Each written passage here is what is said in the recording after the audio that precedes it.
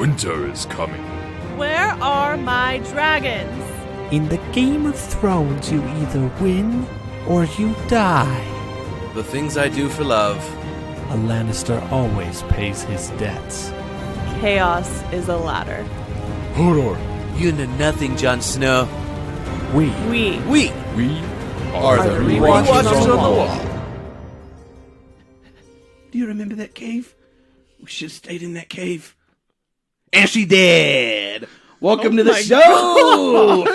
Can I say that? We'll talk about that moment. But I legit almost cried, and I don't remember first watch through crying very much, but it got me because it also got to bigger themes that connect to the other storylines. We'll talk about that in a minute. But I'm Mitch Marshall here with Tyler Harris, Tyler McKinley, and Riley Harris, and it is season 4, episodes 9 and 10. Episodes 9 are famously big battles or big events. Episode 10s are usually killer finales because you think it's falling action, it's going to be bad, but it is always so good. And I think season 6 might be number 1, but these are probably 2 of the best 10 episodes in the run of Game of Thrones. I'm so excited to talk about them. But let's go to Tyler and see what happened in these episodes. Oh boy. End of season 4. It's battle time! Jon tells Sam what sex is like. Tormund tries to tell everyone what sex is like. Aemon tells Sam what sex is like. Gilly shows up and Sam makes Pip open the door for her, and then he gets as close to popping the question as he can while still technically keeping his vows. Alistair and Jon talk about leadership. Sam kisses Gilly. The wildlings attack the castle. Castle Black from both sides. Fight. Giants with bows are terrifying. Ygritte kills Pip. Giants riding mammoths attempt to tear down the gates. Jon descends. Ghost joins the fray. Ollie kills Ygritte. Gren holds the gate and dies. Jon holds Ygritte while she dies. The wildlings retreat for now. Tormund is captured and Jon goes to find Mance. Mance tells Jon he just needs to get his people on the other side of the wall or they will die. Stannis attacks them. Mance lays down his sword and Jon convinces Stannis to take him prisoner rather than kill him. The rogue maester is going to Frankenstein on the mountain or something. Cersei really doesn't want to marry Loras and tells Tywin about her and Jaime. He refuses to believe her. Cersei chooses Jaime and they bang. Dany is encountering even more problems with their economic plans and her dragons are killing little kids, so she locks up the 2 that she can find. Tormund tells Jon that Ygritte loved him. Bran and the Reeds have found the dream tree and are attacked by skeletons and Jojen is killed. Then they are saved by a small child with the voice of a full-grown woman who can throw fireballs. Bran meets a 3-eyed raven, sort of, and he will definitely never walk again, but he might fly. Brienne and Podrick are horseless and find Arya and the Hound. Brienne and the Hound engage in the most epic custody battle of all time. Brienne wins, but they can't find Arya. Arya finds the Hound, and the Hound begs for her to kill him, but she just takes his money and leaves him there. Jaime frees Tyrion from prison. Tyrion goes to Tywin's room, finds Shay, kills her. Then he finds Tyrion on the shitter, kills him. Then he meets up with Varys, gets in a box, then gets put on a boat. Varys realizes some shit went down, so he gets on the boat to Braavos too. Arya finds ship captain and tries to get passage to the wall, but the captain says nah, and then she gives him the coin that she got from the Faceless Man, and he agrees to take her to Braavos. Scene. I don't know. Are they? That prince is very small. Yeah, I don't know what happened. It feels like it got smaller since You're the last like time the I read opposite it. of an old person. Honestly, I was thinking that. Oh, do you know what it is? Yep, this part is for some reason a smaller font than the stuff above it. I thought you did it so you could like see the whole thing at once, and I was like, it doesn't need to be that small. It was giving me a real hard time reading it, I'm as you impressed. can hear. But yeah. Well, let's just go ahead and start at the wall. So much good stuff happens, but we can go ahead because episode 9, is it entirely at the wall? There's nothing in the beginning? There's Nope. nothing. It's Wow. all the wall. It's all at the wall. Well, and you see the wildlings waiting. Yeah. like, They're outside out the there, wall. like, But it's so- all up that there, yeah. It's all battle. that stuff. So, yeah, I don't even know how it starts. It's such beautiful chaos, and we have so many good moments. But the bottom line is, Jon wanted to fill the tunnel. There are wildlings coming from the north and the south. The south includes Tormund and Ygritte and the cannibals, and then in the north you have Mance Rayder, and they outnumber the Night's Watch by a ton. But there's just this little tunnel, and then they've got giants, which somehow most of the Night's Watch still does not think giants are real, which is kind of cool to think like within this world. It's like for us, like people in Florida know mermaids are real, but if you never go down to Florida, you don't know mermaids are real. Like that could happen in like the 1800s, right? Right, but thanks to YouTube, we all know mermaids are real. This is sidetrack real quick. Animal Planet did like a super realistic documentary on. It was like a Bigfoot-esque documentary where like here's footage like we really think mermaids are real, and I thought mermaids are not real, but this footage is real. I wonder what that is, and this is like a real study that happened. They had me. And this is like 5 years ago. So I'm in my 20s, completely convinced. And then at the end, I find out the whole thing is fiction. That's awesome, actually. They almost That's had really me good. believing that. Yeah, like it was that good that I thought mermaids were real for a good 17 minutes. That's awesome. Okay. Anyway, back to giants are attacking the wall, and they're on woolly mammoths. And then from the other side of the wall, you got guys climbing. Oh, I can't hear myself anymore. That's okay. I'll plug it back in. But yeah, someone else take it away. Now I feel awkward. Yeah. I mean, I think that kind of the biggest thing to cover first is there's a lot of Sam at the front end of this episode where he's like, so man, You put it in a cave in the cave. what's that sex like, boy? How it feel? He really is like, I'm gonna die.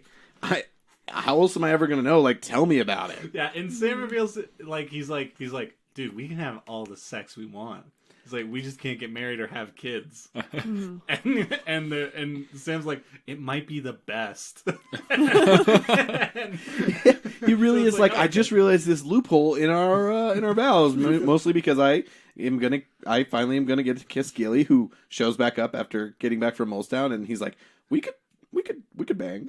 yeah, no, and then like, so he basically has that conversation with John. They talk about Egret, and it's kind of tender. And then his scene with Maester Aemon is one of my favorite in the show because Maester Aemon's like, you like a girl, huh? And Sam's like, no. And he's like, yeah, you do. And he's like, no. And he's like, I like the girl. And he's like, what? It's such a good, like, Mr. Aemon is like, he's a very small character, but I really like his scenes. Like, that, we talked about the revelation of when he reveals he's a Targaryen and stuff, and that's a really cool thing. Yeah. And then like this scene where he's just like, yeah, I still remember this one woman that I was just so in love with and all this stuff. And it has one of my favorite lines, I think, so far.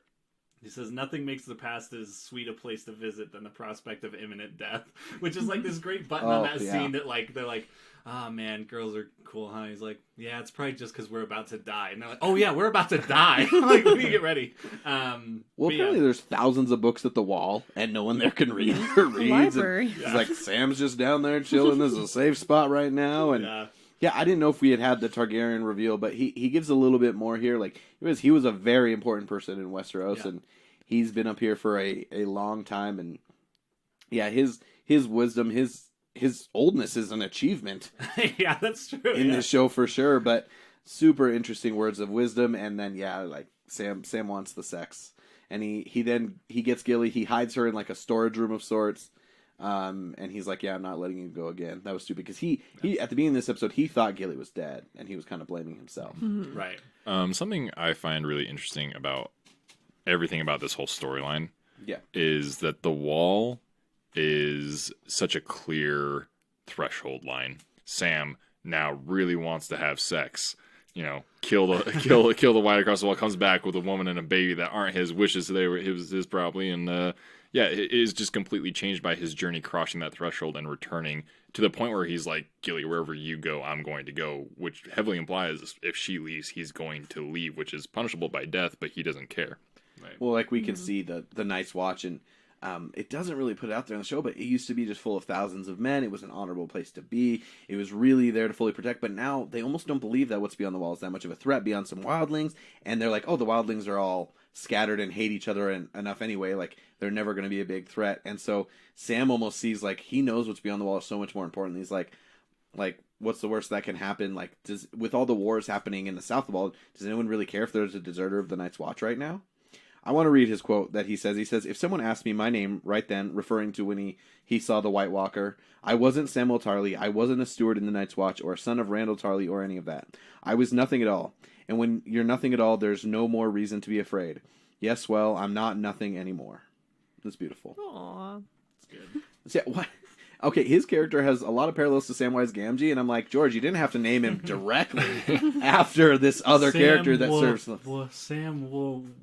Wise. Nope, that's the other one. Samwell, yeah. Samwise, Samwell. Where it's like, it's got to be intentional. Yeah. Like, it has to be like a tribute to Tolkien at that point. Because even Tarly, Gamgee, like, that's, But he's great. The other thing is, Sir Alistair Thorne's in charge, and he kind of admits his mistake here. And as long as we're doing quotes, he says this to John because he tells John, he's like, "You're right. We should have collapsed the tunnel. Like now we've got to fight." And they're on top of the wall, just trying to figure out what to do. And clearly, John has this respect that people are starting to grow for him, even though they kind of didn't believe him when he made that statement in front of the group in the last episodes. But he says to John, "You know what leadership means, Lord Snow? It means that the person in charge gets second guessed by every clever little twat with a mouth. But if he starts to second guessing himself, that's the end. For him, for the clever little twats, for everyone." And I think that's good. Like, Sir Alistair Thorne is a douche, but I don't think he's an idiot. He may be doing things a little bit just to spite John at times, but I think he was like, this is what I think is best, and I've got to roll with it right now. That moment makes his character more real for me. Yeah. Like, instead of just being like this, like, almost like this straw man to, like, hate because of we're supposed to hate someone for John's sake. Right. He becomes someone who it's like, oh, I hate everything he does, but I get it. Yeah. Like, I get why he's doing it. I get his motivations a lot more clear now. Sure. Oh boy. Let's talk about the fighting just a little bit in this episode.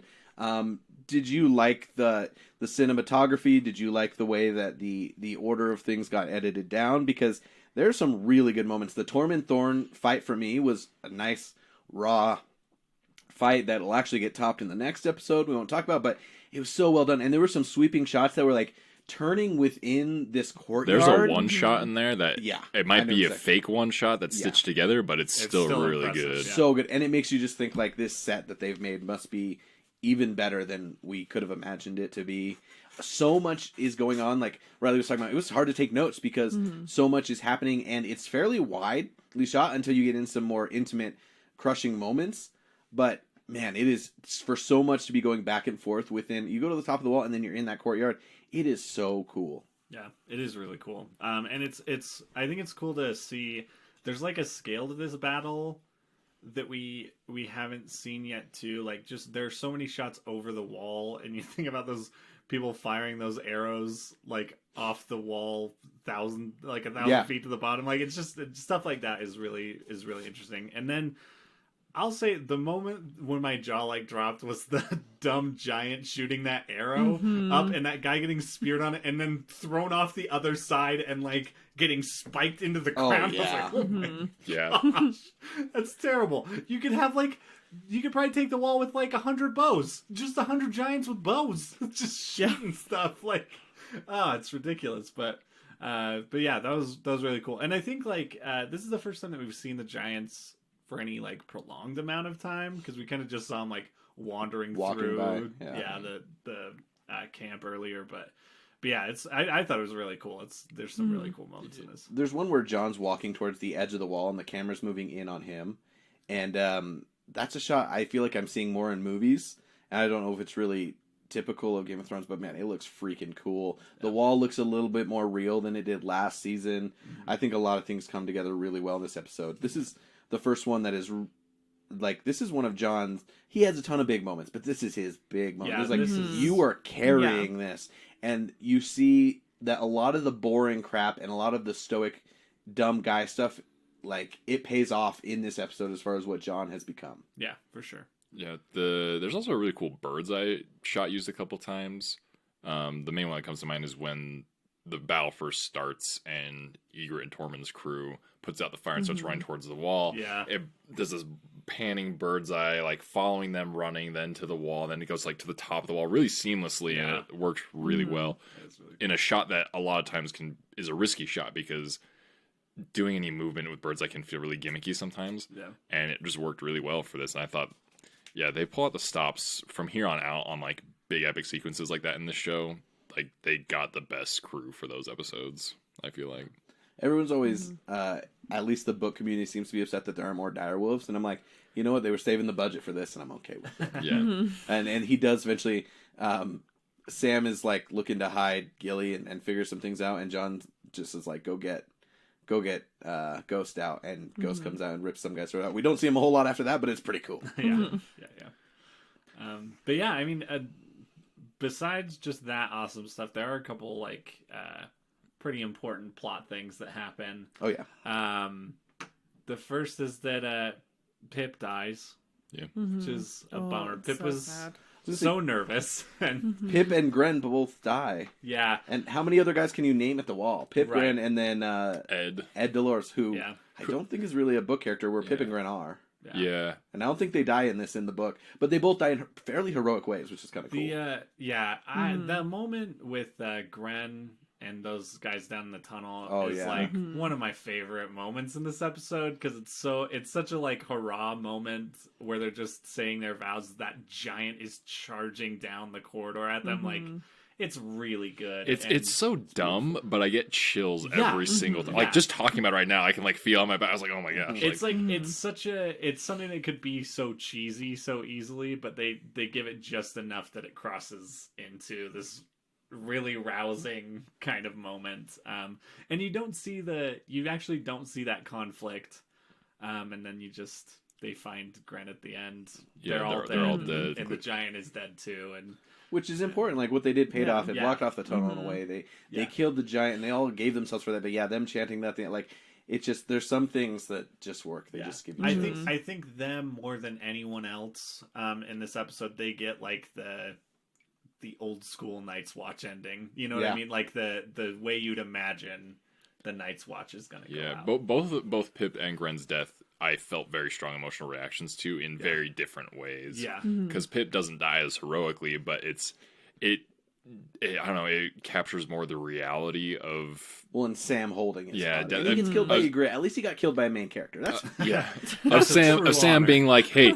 You're gonna be okay. I'm getting like just totally lying to him to help him in his last moments as he's choking on his blood and an arrow through his throat. Like, yeah, that's.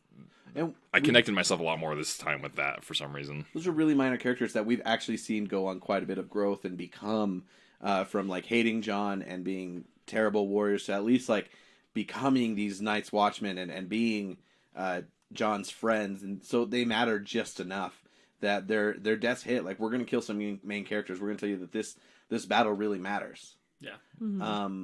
Props to the guy who put giant scythes on the wall. Whose idea was that? Oh, yeah. That was crazy. Those came out of nowhere. I want to say, too, at the end, Jon, like, closes Gren's eye. This might be in episode 10, but we're at the ball, so whatever. He closes Gren's eyes. I love how in movies and TV, you just wave your hand over someone's face, and somehow your thumb and one of your fingers perfectly gets one of their eyelids closed, but really just doing this, and like, now his eyes are closed, now he can rest. Like, what is this magic hand wave? There's a great sketch in there. We're going to write that. I was like, is there already one made? Oh, good. When that happens in that cold temperatures, do you think your eyes, like, if you don't close them soon enough, like with rigor mortis and frost and everything, like, it's just frozen open and you can't close them? Yeah, I wonder. I don't know. Because that would be terrifying. Yeah, that would be. But yeah, so I think those deaths were like really good. Oh, Sam also at some point uses the F word for the first time, and it's very meaningful. You don't swear, and he's like, "You better get used to it." Yeah, it's just like, the like thug glasses fell onto his eyes in that moment. But Pip, open up the gate. Like we talked about, Jon. Like Sam really does have like a pretty big shift in this episode, and like he does. You kind of see a Sam that now has the confidence to step into this role that he needs to. And he's not doing it on like the grand scale that Jon is, but like his stuff with Pip is like very important.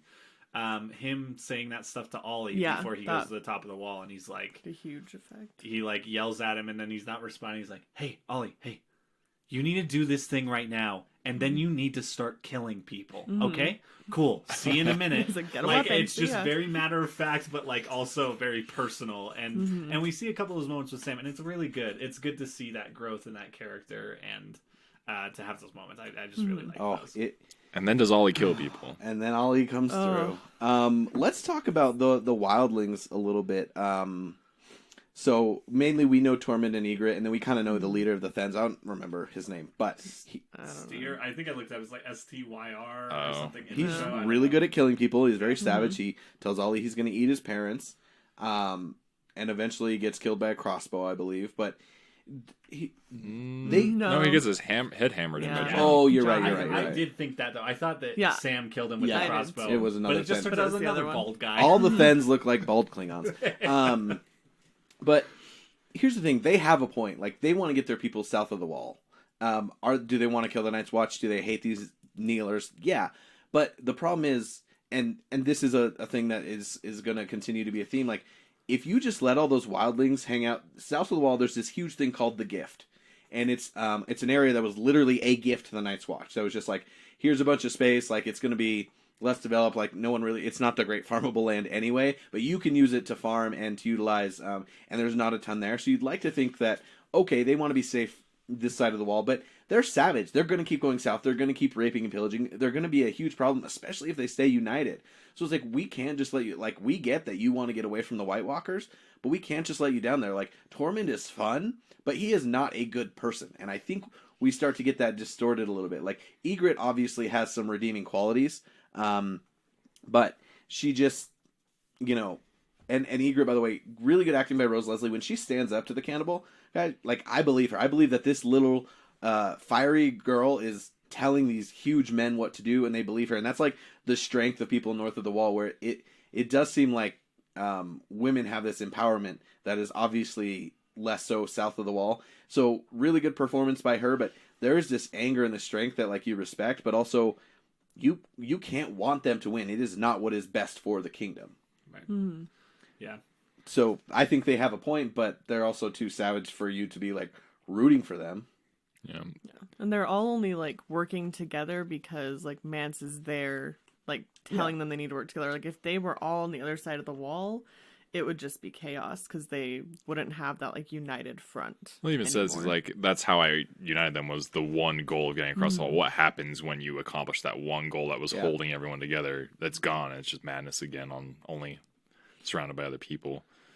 And so Ygritte gets shot by Ollie, and she has her arrow pointed at Jon, and doesn't seem like she's really going to shoot him. Then Ollie kills him, and he kind of nods to Jon, like, yeah, I just saved your life. And Jon's like, you just killed my lover. But she says the quote I talked about, like, this really got me. And she said, we should have never left the cave. Like, we could have had all we ever wanted just hanging out north. Like, obviously, maybe they would have been caught up by White Walkers, but she's like, why didn't we just have what we really wanted in this world, which was each other? But that's the same thing I kind of mentioned it last episode with Danny. Like, there's opportunity for these characters to do something easy that gives them comfortable, either financially or just they're with the person they want to be with and they're away from all this. But there's this obligation for these people to the bigger picture of this story where they cannot allow themselves to do it.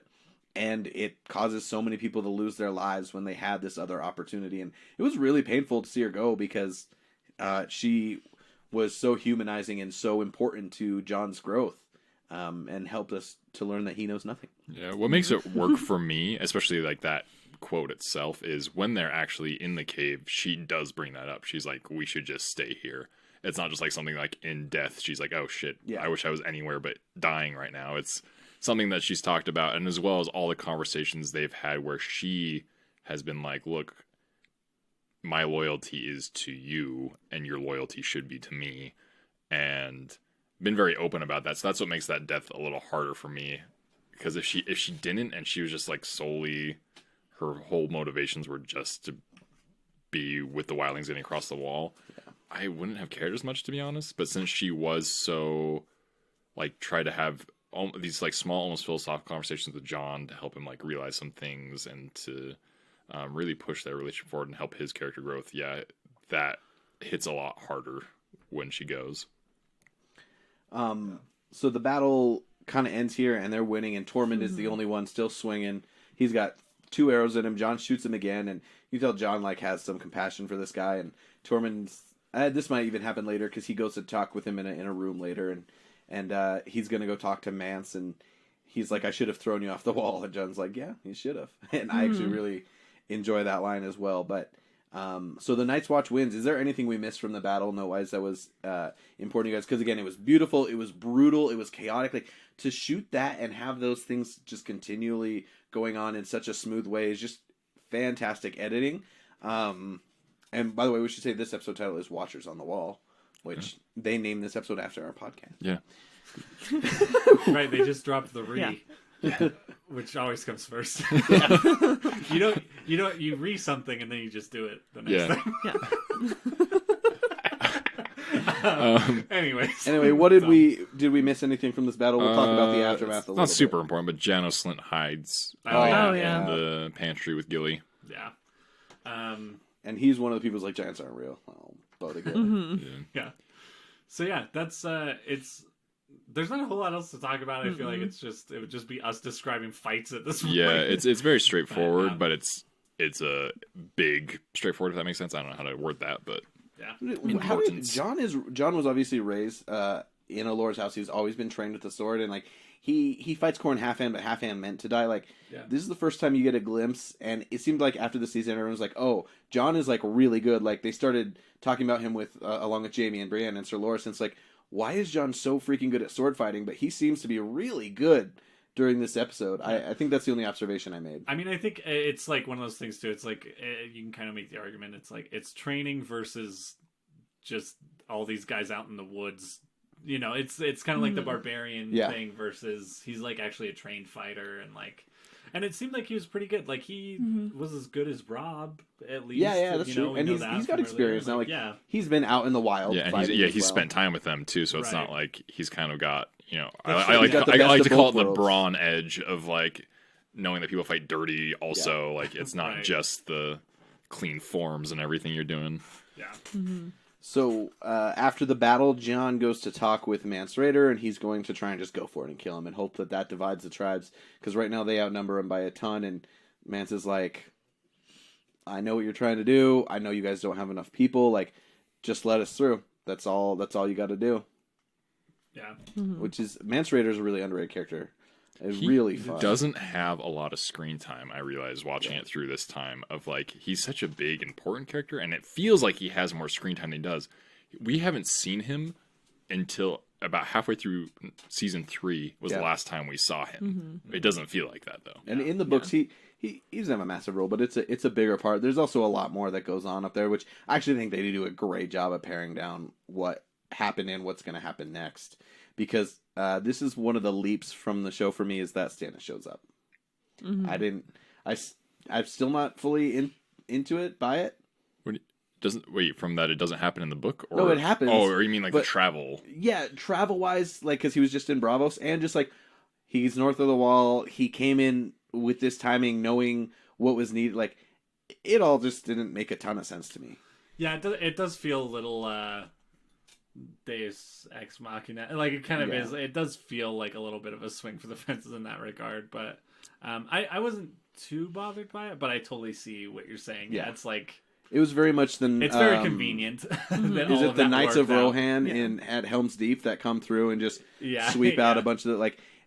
so Jon and Mance are doing this, and then Mance's like, we're gonna win, like, and you're apparently gonna die right now, and Jon's kind of ready to die. To his credit, he's fully ready to attack himself, which is quite the, like, that's a trope with heroes, like Harry Potter's gonna walk to Voldemort. Everyone's kind of ready to sacrifice themselves for something, for an opportunity, and then all of a sudden everyone just gets wiped out, and now Mance is a prisoner. It sets up what's gonna. I don't have a great memory. I'm curious what you guys think is gonna happen next, but I just thought this is a random collision of stories that kind of comes out, but saves Jon's butt. Yeah. Well, this is what Melisandre saw in the Fire of the Great Battle in the Snow that she spoke of was this, and I think it's also important to note that Stannis now has this huge army because he did get the money from the Iron Bank. These are all sellswords, essentially. Right, that's true. I found it odd that they had all had his armor. Yeah, and it's like, wow, you made that quick for a lot of people. Well, and like I think too, the thing that I remembered randomly watching this was also Dany has that vision in the lighthouse of Beyond the Wall. Yeah, right. You know what I mean? And so like I feel like it is kind of, and I mean they have not been subtle about like that's where everyone's going. Like that's where all the people who have access to some weird power that we also don't understand yet, like feels like they need to be at the wall. So so it's interesting. That's another like kind of convergence that was seeing Stannis with Jon Snow is something we haven't seen, and like also it's cool to see Stannis is a cool character to me because he's not likable really. Like he's such a stick in the mud, sort of. He's like inhuman almost. Like not in like an evil way necessarily, just in a complete lack of anything. Yeah. And to see like the respect, like all Jon Snow has to say is, Ned Stark's my dad, and Stannis is like, oh cool, what would your dad do with him? And he's like, well, he did this and this, and he's like, okay, cool, we'll just take him prisoner. Like that's the kind of guy Stannis is, which is like it's just cool. So I'm interested to see how they play off each other, and work together to do whatever they're gonna do. And also Davos, too good for this world. He is. I love him. But yeah, that's kind of the. I mean, they have the big ceremony. They burn everyone's bodies. Melisandre stares at Jon through the fire. Through flames. Cool. Anything else from the battle north of the wall? I think we'll talk about Bran now, but anything else from Jon or Stannis that we want to touch on? No. Yeah, I don't think so. Cool. Jon buries Ygritte, burns her. Oh yeah. And Tormund says, "Hey, bury her in the real home." Yeah, I think that was an interesting conversation too. That conversation in that room where he's like, "We're having funeral rites for people. Do you want to say anything?" He's like, "Say, why would I say anything?" He's like, "The dead can't hear us," and it was a fun little world building thing. Also, like another like the show's getting a little more philosophical as it goes on. Yeah. In this season, but those conversations are all fun. I feel like between those characters, especially when they work well with the world building and the character itself. Yeah. So Bran gets his first exciting moment in the season finale here, in my opinion. Yeah. I guess they have a couple encounters, but so Rickon and Tonks have been gone for a while. He's just getting dragged through with Hodor and the Wonder Twins, and they finally, like, they're apparently getting close. And then zombie skeletons start popping up out of the ground and grabbing their legs and attacking them. And Jojen's been pretty sick this whole time already. And so they're trying to get into this cave. And I think he works Hodor again. Yeah. And then all of a sudden, these little green people who are the Children of the Forest, which, did you guys remember the Children of the Forest as being mentioned previously? No, I didn't. See, they're a lore that is not heavily talked about, but it's talked about in the book. So when they show up, you're like, okay, I mean, maybe it's that it needs to be written out, but they're the Children of the Forest. They were one of the main species that actually was ruling Westeros before the Andals came over, and so a lot of people think they're not real, that they're dead.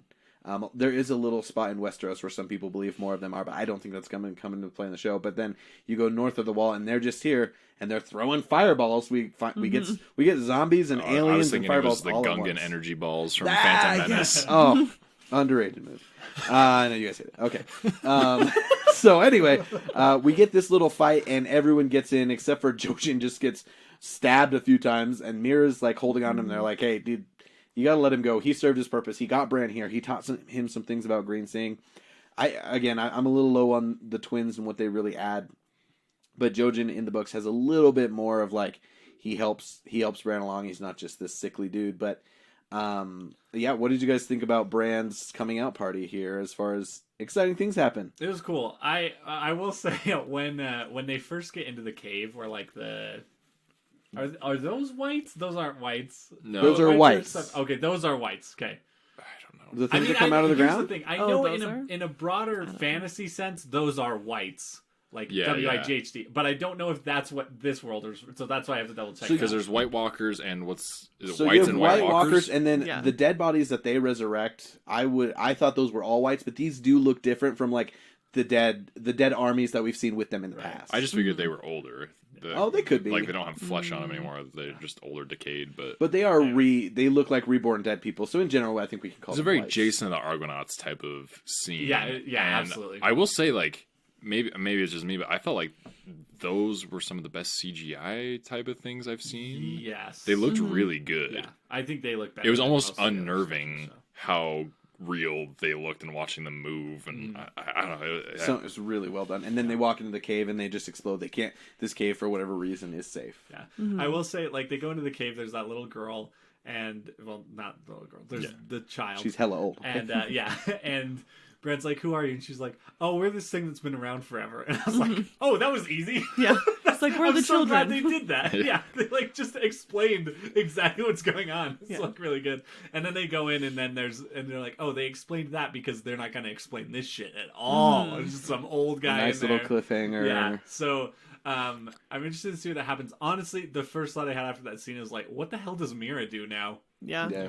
She's just hang out and get better at shooting a bow. I don't know. Like I don't know what happens there. Chilling in this cave with a tree guy who, by the way, he switches actors very randomly. It's Max von Sydow in the next one. Is it really? Yeah. Oh, cool. It's quite the change. He doesn't have a beard either. Yeah. Which really throws me. I'm like, just give him a damn fake beard. Yeah. Like, But then also I'm like, don't cover up that Max von Sydow. How many days do you think like those actors had to shoot this season? Like, Yeah. they, 2 weeks? Tops? Oh yeah, and we should also mention Bran is not in the next season at all. Yeah, Yeah, right when they do something entertaining with him. Now we we're were not talking gonna about see this him? last Yeah. night. He's going to the cave. There's a cliffhanger, and then Ugh. we're not gonna see him. And so I looked this up, and I don't look it up, but I kind of mentioned this off mic. But there's a chart that shows you how many minutes of screen time everyone has, and the usual suspects are up top. But Ned, for a very long time, has more screen time than Bran. So for someone who died in episode 9 of season 1, the fact that he has more screen time than Bran through much of the series is just like, his story in the books takes more time, but I guess not a ton happens. It kind of makes sense. It's harder to tell in a like movie film type of way as opposed to in a book where you're in their head more. And... Yeah, I was gonna say, from what I read from the books, I just remember so much of Bran's stuff is internal that I think it would be hard. And a lot is him as a wolf, and just not a ton happens. But I mean, he's important. Clearly, he is meant for something more. The big line at the end is, Bran's like, "Can I walk again?" He thinks that whatever mystical powers he has is going to help him walk. He's like, "No, but you will be able to fly." I want to ask you guys what you think that means, because like that hasn't, and you can correct me if I'm wrong, that hasn't necessarily come to fruition. Do you think yet in the show? I don't think so. Where we're at and like where the show's actually at. I think he's gonna get thrown through the moon door by Robin Aaron. Fly. That is amazing. I didn't even think about that. That's incredible.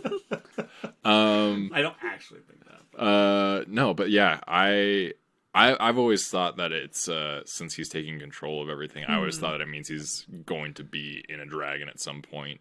Oh yeah, One I of didn't even know Daenerys' dragons. Yeah. Dragons. That was what I kind of took it to mean. Yeah. But it could mean several things. It could be Well, more because he's figurative. already like warged into a crow or a raven, hasn't he? Yeah. Well, and kind of immediately, what I thought is that he's going to be that guy's successor or something. He is going to become the would be the three-eyed three-eyed. raven, whatever that means. Yeah. And so I don't know. Yeah, I think there's Yeah. a lot of. I'm not sure on any of that, but yeah, it's interesting. So yeah, it was good to see that. To actually see that tree and not a dream, and be like, oh no, that's like an actual literal. Yeah, three-eyed it looks raven is exactly real. like that. That's so. Those were like cool revelations and interesting things that are like kind of keeping me engaged in whatever's going to happen with that. Yeah. And super frustrating. That's just It's just not there next season. Yeah. Well, let's start doing some of the little bit more scatter characters before we go out east and then go down to King's Landing where some dope stuff happens. But Riley, why don't you catch us up with Arya and how her season ends, because it's pretty freaking awesome. It's great. So Arya and the Hound. I don't know why I just forgot what Happens his to name me all is. the time. Arya and Gary? Is it Gary? So they leave the Eyrie because like her aunt is dead, and I feel like they're just trying to figure out their game plan. And then Arya's practicing her swordsmanship as she does, and Brienne and Podrick find them, and they come up, and before Brienne like knows who she is, they have a really cool like exchange with each other where you can just really see like all their similarities. Like they both have named their swords, and they're both girls who like fight, and they kind of tell each other their stories essentially. They don't want to be ladies, just ladies. Yeah, and so they kind of like bond over that, and the Hound was like shitting or something during this whole thing. Like he was No, just literally, yeah. taking his time. And then he comes out and Pod is like, that's the Hound. And then they figure out this is Arya. And so, I don't know, it's just kind of a cool like battle, because then Brienne is like, hey, like I loved your mom. Like I vowed to keep you guys safe. And Arya's kind of like, I don't know, because, I mean, why would you trust anyone at this point when you're Arya? Also, I will say, Brienne is very off-putting. If you she's do a not know her giant at all, woman. she shows up and she's like, Yeah. I made this oath. I'm going to keep this oath. I'm going to get it right now. I'm going to keep this oath right now. Yeah. I'm like, You're not She's a like a northerner. robot. She's really intense, yeah. Yeah. And she doesn't, like, I mean, it's kind of thing with most people in the show, but she's not good at really explaining why she's, I don't know. So I was like, yeah if I was Arya, I'd be a little off put by that too. I hung out with your mom for a while, and I made this big oath. So Yeah. Yeah. And Arya's like, then why did she die? The Hound is essentially, kind like- of the one that like really plants that seed of doubt though in Arya True. for her Yeah. of like there's like they are seem to find those common ground like Riley was saying, and then the Hound's like, oh, that's a nice sword you got. There's a lion on it and it's gold. Who do you think that came from? Like, Well, and also, I mean, she has been spending all this time with the Hound, and like they're not too bad. Like they, No. I mean, they don't really know exactly what they're What their doing, next but, like, move is. Yeah. they're surviving, and she is. I imagine deep in Arya, she's pretty stoked to just be on the road and killing stuff. Yeah. Like that's kind of what she's wanted from the beginning. That's kind of been like her childhood fantasy is that adventure and stuff. So this whole scene is a masterclass in tension. I feel like it builds so well, and it like with and like I don't know, all the pieces work together, and especially since this isn't something that happens in the book, this isn't there. And this is the thing I was talking about. This is my favorite change from the book to the show. That this moment is a much better version than what happens in the book. This scene is kind of like 3 other scenes changed and mixed together, which is really weird. How that all comes to play and how they made it just cleaner. Like this is a much cleaner way to do it. It's a more dramatic payoff to do it this way. And it's always fun to see characters who have not been together the whole show all of a sudden meet up. And particularly people who are kind of as physically alike as Brienne and the Hound to interact, who both who also are similar in weird ways. There's very different people who have similar life circumstances of we're trying to look after the Stark girls essentially. right, yeah. But in very different ways. Yeah. And the fight is just so beautiful and raw and guttural, and just she's just always screaming, and it's violent in the perfect way, and it's just shot in this circular sweeping fashion. And Tyler, I know you're a big fan of this fight, but man, it is and Brienne wins, which is super cool, but man, it is I don't know where Pod is the whole time because he's not keeping track of Arya, but he doesn't actually come in and out. But man, it is so good. It is what is so good about this show. Yeah, it's by far I think my favorite fight in the show so far as just this action set piece. And part of it too is we talked about this a little bit before we started recording, but like the way it's filmed, those wide shots, like that place is beautiful. Wherever they're at that they're filming that is gorgeous, and then you just have these 2 giants on this ridge just fighting, and it's really good. And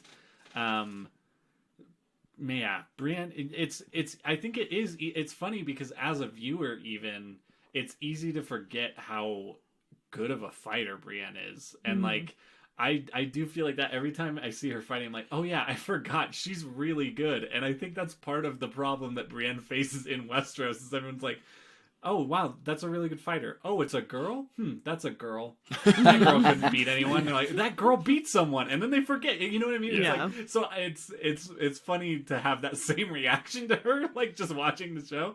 But she really is so good, and and the Hound is just awesome. That's a really good clash. This fight is done really well just from a fighting standpoint. I think the editing could be slightly better in my opinion, but it's a tropes that all fight scenes seem to fall into lately.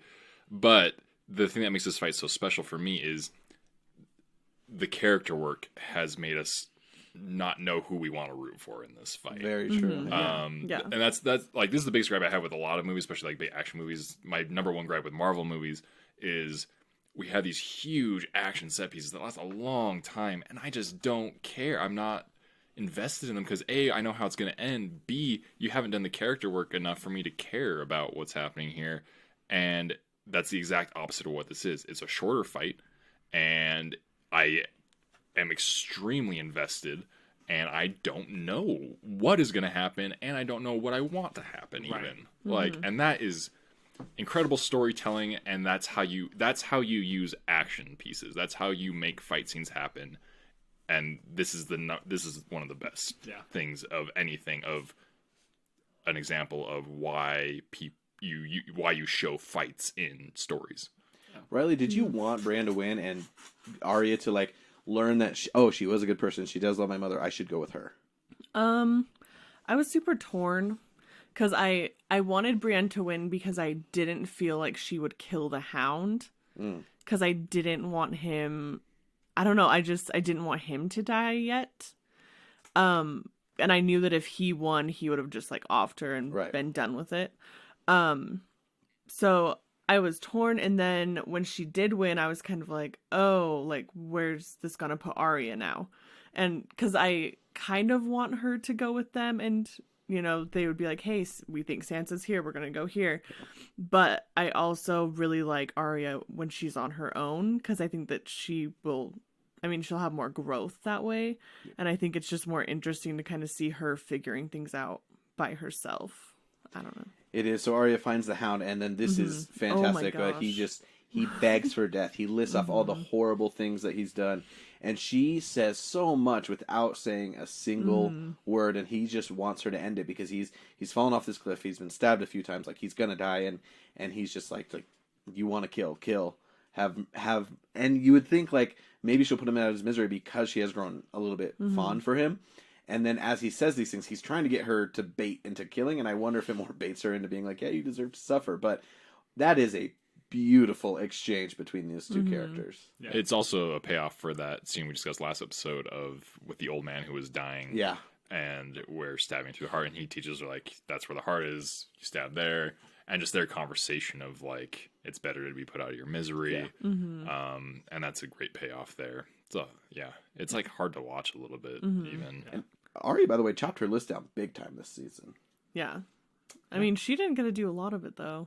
That's true. I think she's kind of bummed that she didn't get to do. Well, everyone in the kingdom's like, oh man, someone else killed Joffrey? Yeah.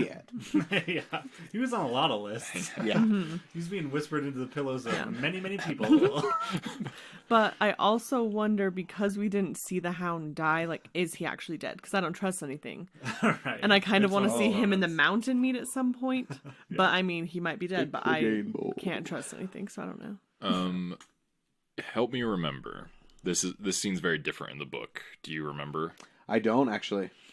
When you said that earlier, I was like, oh, I don't actually remember how the separation of Arya and Hound goes down. So this fight is between, in the book, it's the Hound, and I'm pretty sure it's just like 5 dudes. It's that scene from the bar from last season, I think. Right. But it takes place somewhere else. I can't even... Arya's story, a lot of the same things happen, but it very much gets... Yeah, and then like it also kind of shares some things with a fight Brienne has with... She actually fights the 2 guys from the cage, like the biter dude. Yep. And he's like chewing off her face, and it's like raining. She's like drowning in the rain. Oh, it's so good. And Gendry comes and saves her. Like, and then the chapter ends, and you don't actually know if she's alive or not. It's good. Yeah, and it's like all these weird scenes like put into one... Yeah. Anyway, but I'm more specifically talking about the conversation with Arya and the Hound after the fight. Something I'm interested to go back and reread. I'm trying to remember because in my mind I can't even remember if she kills him or not. I want to say she does, or it's very clear that he is dead. His life or death is very much more clear in the books. I do know that, and I'll have to Googleize it. And yeah, I can't remember. I wish I could. But you get the same crux of their relationship and the just the beauty of like that emotional turmoil going on within them. But then Arya's she initially wants to go to the wall and meet Jon, which seems to be her last spot where she's like, oh, I know I have a relative who cares about me. This is the last spot where I know I can go. And no one wants to go up to the wall, and these guys are Bravosi, which is like this weird hybrid mix of Italian and like the United Arab Emirates. I don't know. So she shows this guy a coin, and the guy, what's his name, had always told her, like, if you show this to someone from Bravos, they'll take you to Bravos. And in this case, she was like, hey, I'll swab the decks, I'll do whatever, just let me come. And this guy's like, you get a cabin. And he sees it, and you can tell it has meaning. And that she might have the most exciting, like, what's gonna happen next of anyone. Yeah, she like literally is riding the ship into the sunset that we do not know. Where do you think she's going? Well, I wasn't sure if I was watching these a little bit late, and so I was like, I'm pretty sure she's going to Bravos, right? They're going to Bravos because I couldn't That's tell implied, yeah. Okay, because I couldn't tell if like when she gave him that, if he was like, okay, yeah, we'll take you to the wall, if it was that kind of powerful, where it's like, but yeah, I mean, we talked what about do you want to see her do? We talked about this when she first met the faceless guy. I want Arya to be a fucking spy. Like I want her to wear other people's faces and stuff. And I don't know that's gonna happen, but like I would love for her to go to like her to have a Harry Potter journey where she goes to a school in a far off land and then comes back and is able to do stuff. But I will say at the end of this season, a thing that I'm anticipating that I'm really interested in is Arya and Sansa being reunited, because Sansa is now going down a path that is so far. I mean, it's always been different from what Arya was doing, but her path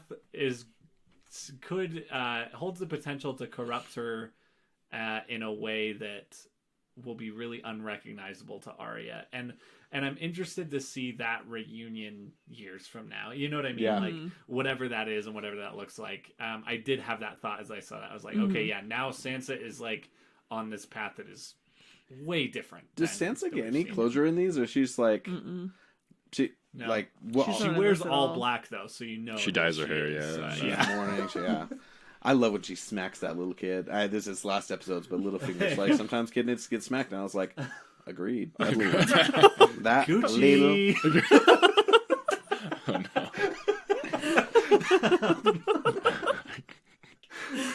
It's a joke for the four of us. Yeah. No one else. Yeah. Okay. Anyways. If you know, you know. But yeah, so I'm really interested to see that. I want there to be, because I do love that stuff from season 1 where she's with Syrio. Like, it's just fun. It kind of is that kind of coming of age infused stuff where she's like learning these skills and lessons. I think something you mentioned in a previous episode is that Arya attracts those people who really care for her and are willing to stand up for her, which we especially just saw like the culmination of that. Yeah, just barely. She now doesn't have right that, which I think is really interesting for her character, that she's now kind of, it's up to her. Yeah, and she's on her own. Yeah, and it's interesting too because she's put in a situation too where she kind of has an upper hand on this guy from Bravos. Not that she's like manipulating him or anything, but she does. In their first meeting, she presents this thing that totally flips his mind. And so he doesn't know where she got that. He doesn't know, you know what I mean? And so she also has this kind of power going into this new situation that's interesting, that I'm interested to see how it plays out. But and we'll, at the end of the episode, I think we'll go through everyone and see what predictions you guys have or what you hope to see happen. Let's see what's left. Should we just go down to King's Landing? I would kind of rather do some scattered characters first, but I'm not sure who else. Trying to think who else is there. We haven't talked about Khaleesi really. Yeah, we can go out east first. Because it's not there's not a lot. I have a note that says "I choose you, Pikachu," and I know at some point someone says "I choose you," but I don't remember what it's from, and so I just Danny. I'm pretty sure, isn't it? Oh, I was thinking it was Cersei to Jamie. Oh no! And for some reason, I was like, "Man, she sounds like Ash Ketchum." Okay, let's go out east where Danny is. Her dragon has accidentally killed a little boy. Yeah, and she has sent Jorah away. What else is going on with Dan? Also, the professor. They're not professor. I called him the professor, but the tutor guy comes to her and is like, "Hey, I used to tutor these kids." Oh yeah. And that's important. Now I'm just this old guy who has to go to these homeless shelters where I get the shit kicked out of me. Yeah, he's pretty much like, I was actually, and this is part of slave history. There are at times slaves who, like, yes, they were not paid, but they had a purpose. They were actually well taken care of. Yeah, I mean, like I think part that's of the family. less, but that is, and he's just like, now I can't do anything. And she eventually lets him sign a contract with the family. But I'm like, does that contract involve money? Because I'm like, why didn't you just go back to the family and say, hey, pay me freaking minimum wage, and I'll like just let me do what I was doing before. You can pay me minimally, and that way we can say like it's a profession, and just if I'm a free man, I can walk when I want to walk. Like, it doesn't seem like there's that sort of business dynamic to make that happen, so I'm curious what that contract really is. But it's an interesting look, because we saw Hizdar come in and say, hey, like, this is the way our society functions, it's not all bad. And now this guy's come and said, like, my slave life was better. And that does not compute with Danny. Yeah. Yeah, and I think it puts her in an interesting position, because she does lock up the 2 dragons that she can find. Oh, like, that's also very important. Like, it was sad. Yeah. Yeah, it was a sad scene. She locks them up, and then I don't remember the names of all of them. We were trying to remember. The dragons? Yeah. I don't know what was Viserion, Rhaegar, and Drogon. Drogon, yeah. Yeah, which Drogon's the dumb one. Because for so long I didn't realize it was a reference to Drogo. I just thought it was dragon with one letter changed. I was like, you idiot. They're named after her brothers and her. ex-husband. But yeah, and so I do think it puts Danny in an interesting position that I'm not sure what she's gonna do. It's either, okay, I need to find new advisors to help me in this situation, or fuck it, let's keep warring, and she finds someone else to fight. I don't I'm not sure exactly what she's going to do, but it's very clear that she needs to change, or she needs to just keep doing it, and I don't know what way her own passion is going to drive her in that regard, but I'm very interested to see of her black and white view being challenged so much like this. Of, is this going to help her when she gets to Westeros? Like, is there something here that is going to specifically come into play, or is it just her just learning that her view can't be black and white as much? Like, and sometimes she does get challenged by her advisors, and sometimes she listens, sometimes she doesn't, but it doesn't seem like there's too much of a pattern there. Like, in one of these cases, before she banishes Jorah, after he finds out that she's sleeping with the hot guy, she does listen. She's like, hey, we're gonna do what you say. Like, it's interesting who she chooses to surround herself with, and to see her break or not break, and go mad or not go mad. Like, but yeah, she ends this season kind of like, okay, one of my dragons is out there. 2 of them I've had to lock up in the catacombs or whatever, and she's kind of sitting in this position of power, but and now what? Yeah. Yeah. So that's interesting. I think it leaves her in an interesting place for the next season, but yeah. Yeah. Cool. Let's go down to King's Landing, where is there a masterful exchange between Tywin and Cersei, and then it kind of turns into the Tyrion show. Did you guys expect Cersei to, not did you expect it in this moment, but did you ever think Tywin would get like one of his kids saying, "Yep, the rumors are true. We've been banging"?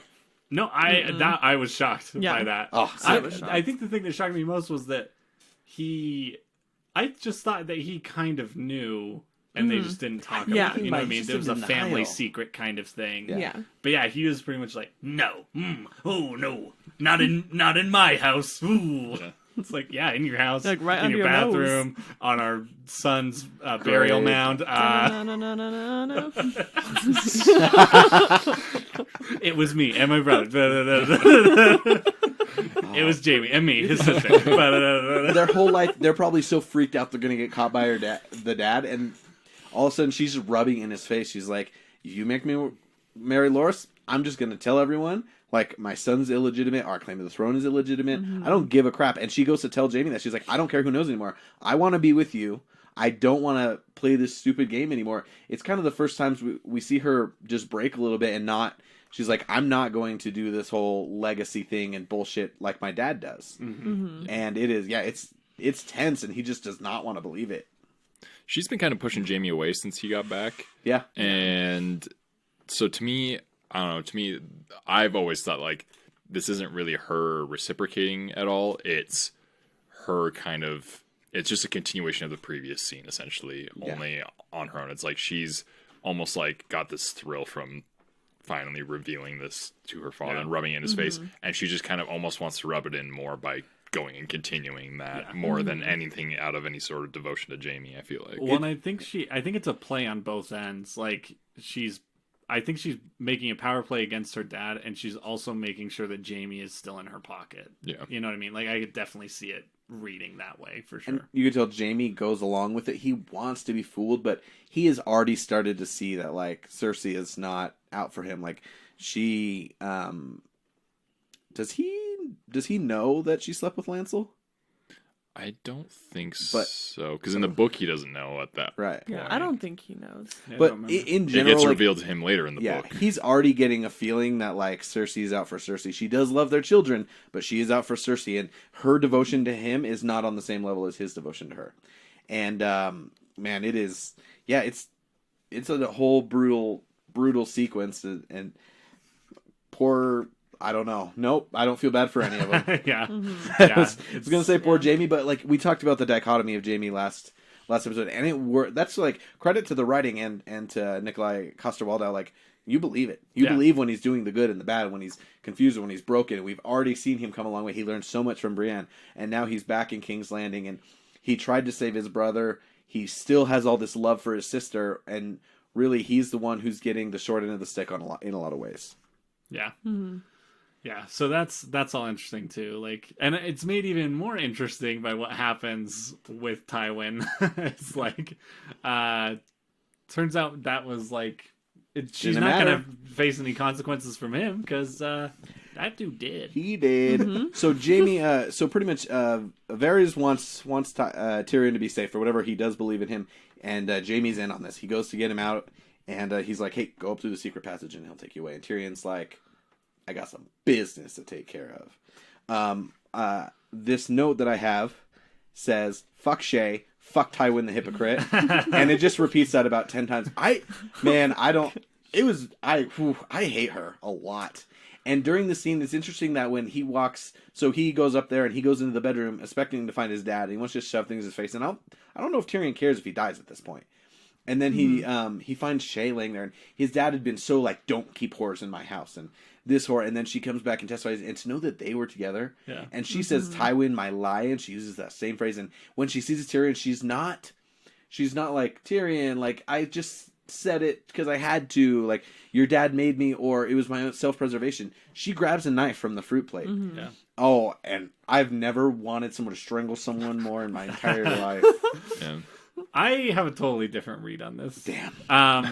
So we talked. You about look like this. a creep now. Way to go. No. Because I think that's a valid thing. Like but I think there's a nuance here that's really great that makes this really good, and the fact that you had mentioned earlier there are multiple characters who are like we talk about with Ygritte in the cave, and I can't remember if we talked about someone else, but basically there's the running theme of like. We should get away from this. Yeah. Like, we have what we want. We should get away. Like, Shay does that multiple times with Tyrion. Yeah. Wants to go across the sea to Essos, right? Essos? Yes. And Tyrion says no. And she wants to leave. She tries to get him to leave. He doesn't. He marries Sansa. She goes through all of that. And then he lassies her. I have to, like, constantly think about that. But like, I really do feel like a lot of what Shay does this season, she has to do it to survive. She doesn't really have anything else. He gave her gold. She could have just left, and she stayed. She could have left, but also I don't know. I don't know. It's one of those things. I don't know if she stayed initially with the hope that things were going to work out, and then she has to survive at some point, you know, and Sansa's gone. She's not like a handmaiden. She kind of has to go back to whoring. And like, I think at that point, their relationship is so broken. Like, she's betrayed so many things. I think her grabbing the knife also is another survival thing, because she knows what she's done. You know what I mean? And she does, and so there is some survival, but I think there's some vitriol too. I don't know. Like, part of me thinks she went to Tywin, or that Tywin knew kind of what was going on. And he decided to just keep her because but also to feel betrayed by Tyrion too. Like, she turned him away when she gave so much of herself to him. Yeah. You know what I mean? Like, there's a lot going on there. I don't think it's not as simple as like, oh, she cheated on him. Blah, blah, blah. Like, there is a lot there. And she, she hid out for a long time. Like, she was basically just had to be kept in a room. Well, she should have been kept in a room. She didn't always do that, but there's so much baggage there. And it really is that moment. I mean, the moment when she is dead and Tyrion is like apologizes. Yeah. I feel like that apology, it's like the end of life flashback through your whole life. Yeah. I feel like it's like going back through that whole thing, and it's like, sorry I dragged you into this, and this is how it ends. Like, this is the game. This is, you wanted to stay here in King's Landing. I told you this would happen. And I think this necklace he struggles with, like, has little hands on it for Hand of the King. Yeah. Right? So, like, imprinted. But yeah, are you done defending a whore? All right, let's move on to the pretty. Go ahead. Yeah, sorry. I don't mean to bring the nuance of human existence into your fantasy, Mitchell. Thank you for that apology. So something that I noticed this time was in season 3, before Joffrey's death. It's at the wedding dinner rehearsal. Tywin sees her and I can't remember who he whispers to, but he's like, "Bring her to the Chamber of the Hand." And you think it's because... But then in the next episode, she gets sent away, so we don't think about it. But really, that could have been their first meeting. Interesting. Well, I think we initially see that and we think, oh, it's like because he knows that she's Tyrion, he's going to punish her of some sort. Turns out he's just as bad as everyone else. Yeah. So like that could have been a thing that was being plotted earlier than her being sent away. That's true. Or it could have been catch that. Like, I don't know. I'm more with you. I think that whole thing has a whole lot of layers to it, and I don't think it's her trying to kill him out of any sort of like out of like the vengeance, because she's already kind of got her vengeance, so to speak, on him for putting her through what he did.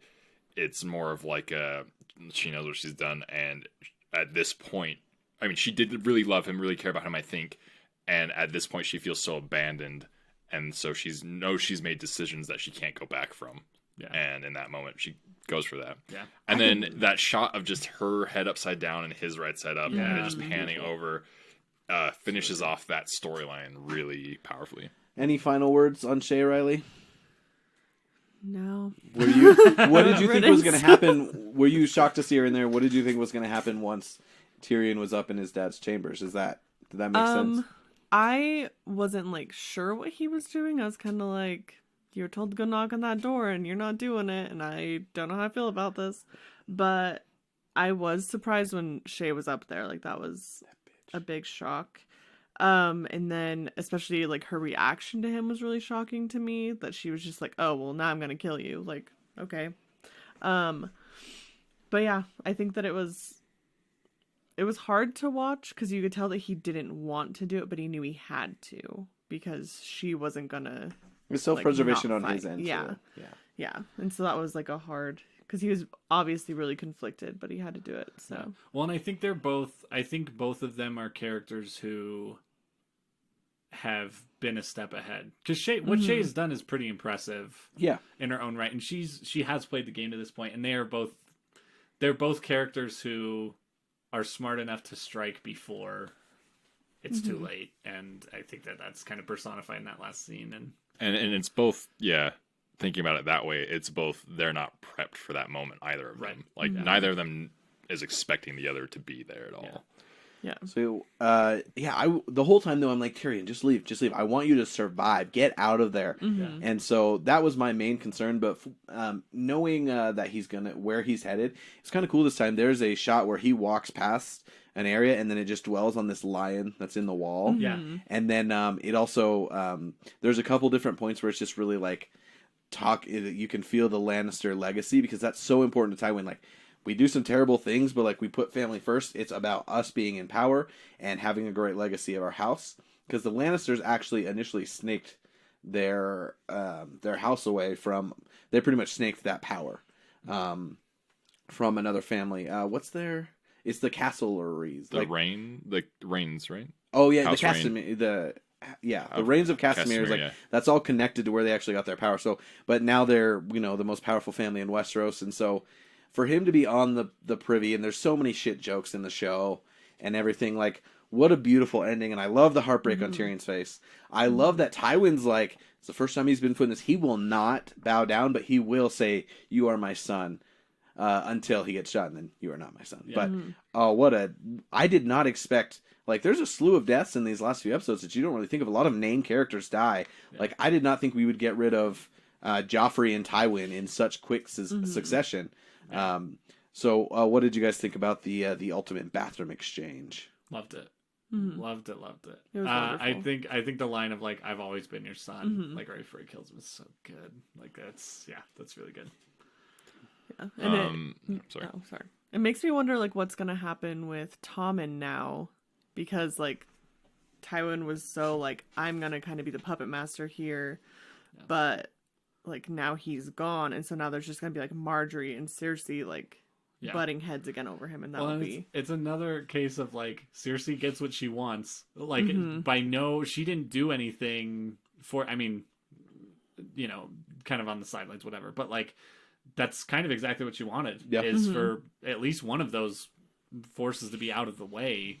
Because she does, when she talks to Tywin she talks in a way about Tommen. Like, Tommen is her last kid, basically. I mean, Marcella's still alive, but she hasn't seen her in like a year. Yeah. And she's in Dorne, like, which is a totally different place. Like, it'll be, if they're ever reunited, it'll be way different. It'll be incredibly different from what it was before. And Tommen is like the one kid she has left. And she's really, I think she is legitimately worried about him. And so that's an interesting. But she also wants to make sure she has the power, not Marjorie. Right, of course, yeah. But no, and I think too that's her whole life has been making sure she has that power because she doesn't know what to do without it. And so, she's a female, which automatically sets her back in this world. Yeah. Like, say what you will about Tywin, like, he was a horrible person, but also he was a very smart and competent leader. Like, he was actually running the kingdom, and the wars for their benefit. But right now, like, it's not like those wars are active right now. Like, the North isn't attacking them. Stannis is gone. So, really, to some degree, he is the one running the kingdom and probably doing a good job. He's just a man with head on shoulder now. I feel like there's just people who want power but not responsibility who are going to battle for the throne. Any final thoughts? I don't know if there's any. I'm sure. I don't think we got any Ramsay and Theon stuff in these last couple episodes. Anything else with them? Anything we missed or any other important thoughts or notes to reflect on before we look forward to season 5? Something I think is interesting. I read this book, all these events in the books before it happened, so I kind of was coming. Which in some ways I'm glad I did. In other ways I'm like, man, I wish I could have experienced this the first time through the show. But also glad I had some insights from the book. All the way from this whole series of events and the Red Wedding all happened in the same book. Yeah, which is wild. Yeah, like. The Red Wedding happens halfway through book 3, and then this happens at the end, and holy crap, like, what crazy. A whirlwind of everything just paying off, like, all these buildups finally coming to a point, and this is, I think episode 10 might be my favorite episode of Game of Thrones. It's really good. I think it might be the best. We just went through, like, him killing Tywin, Arya and the Hound scene, that fight, like, so many incredible things do happen. It is one of the best episodes in the show by far. I will say we forgot to Varys gets on the boat with Tywin. Tywin, Tyrion, sorry. It seems like Varys was going to, like, maybe go back, and he realizes now that Tywin said... He hears the bells. He's like, okay, I gotta go. Happened, yeah. And he tells Tyrion, my roommate's biggest concern is, like, can Tyrion lay flat in there? He's like, if he has to be curled up the whole time, he's going to cramp. That's going to suck. Lots of breathing holes, but Tyrion gets in a crate, and then Varys is like, okay, I'll go too. Yeah. And I think, that's something we didn't mention when we were talking about the trial, is that there's a moment where Varys has to testify, and he says some damning stuff against Tyrion, and Tyrion kind of confronts him and is like, you said you were my friend, and would, like, that I was important, and this is kind of him, like, I don't know, kind of revealing, like, look, I do what I have to do for my survival, too, but I will also hold to my word, also. Like, he wants to do what's best for the kingdom. That's the one thing that Varys has always said. I think that's the interesting thing about Varys too, is he's always upfront about it. Like, he tells everyone, he's like, I do what I need to do. Yeah. And so if you think that our friendship is going to keep me from doing something in public, you're mistaken. Yeah. Like, that's what I do. That's what I have to do. It's really interesting. But I'm excited to see them on their adventures in Bravos. That's where they're going, right? Somewhere. I know they're going. I don't think east. they said. I don't think they said. Okay. I just assume. I just assumed that that's the place that you'd want to go over there. I wouldn't want to go to Yunkai. I'm not planning a trip to Yunkai. Dude, the Yunkai tourist business has dropped significantly. Because you have Slaver's Bay, and then up top, kind of more, you have the free cities, and then you have, like, the Red Waste and places like Karth. But we're frankly going to get to see a lot more of the East. So, all right, season 5. We've already talked about Arya. Where else, like, is there someone that you're like, I'm really excited to see where they go? I'm excited to see the world expand, or is there one you have the most questions about? I mean, I would say Bran, but I know that we're not going to see him apparently. Now that we actually want to see some of him, he's not going to be here. I'm interested. I'm always interested in the King's Landing stuff. I'm especially interested going into the next season because it's being shaken up in a way that it hasn't been for a while.